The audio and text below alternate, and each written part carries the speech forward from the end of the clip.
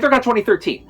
So, for those that are newer to Fursuit Dance Competition, we used to have this torture called freestyle prelims. You would build a choreography weeks in advance,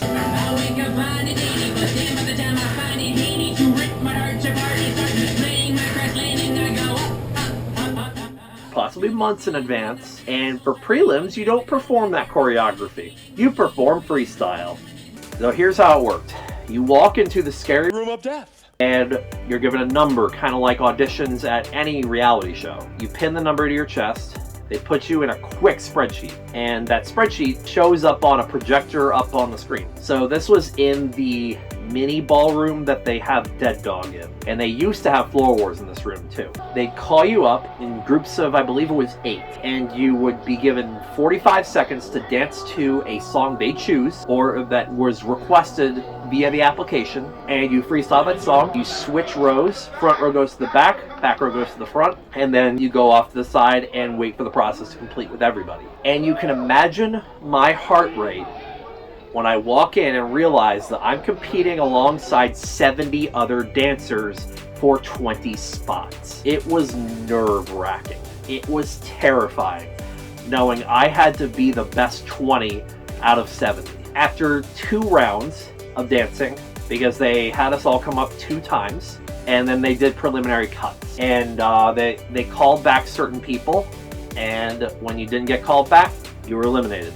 And I was one of the ones in first cuts that year. Handling dejection and disappointment is hard, but you can't go in expecting the world. When you get there and everything becomes real and the magic of the conventions around you, you would just be grateful to be able to perform, because that's one of your goals out of the way.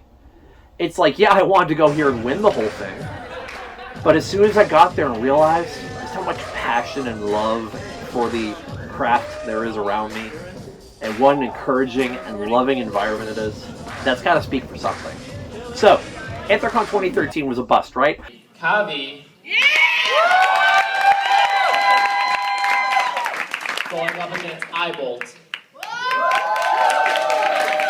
So I didn't actually expect this. I was on an 8-person wait list a few weeks before the convention. I didn't think that there were going to be a need to go through that many understudies.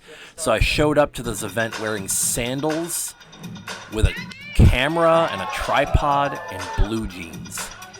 I did not expect to dance. So when I heard my name on roll call, I was like, excuse me, what? I'm also adding this just to make Dex happy. I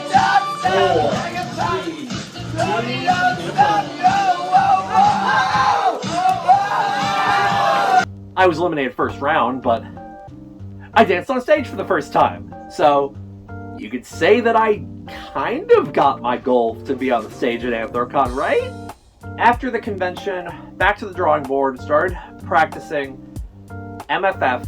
This kind of was a little more direct in what happened, though. Went to the con, scary room of death, callbacks, didn't get called. But I did have a friend who did, and I got to pull for that friend for the remainder. So I still had a little bit of happiness, and they ended up making the finals, which was a great little way to celebrate both of us. Again, handling disappointment, look guys, shrug, brush it off, you're gonna be okay. I know it is really, really hard to work on a choreography, to work on something you put heart and soul and passion into, and be told you're not good enough. That hurts. What hurts the most about it is you may never now get to do that performance, or it may never be the same. Move on to the next one. It's gonna be okay. My advice for every dance comp you approach, hope for the best, expect the worst. That'll make it all the more easier of a pill to swallow if you don't make it. And that's how I went in, because of course I'm a person who came from very low self-esteem and self-worth. I didn't expect anything out of this. I didn't know what to expect. I expected, maybe if I keep going I'll eventually get there. You know what I did? I got really depressed.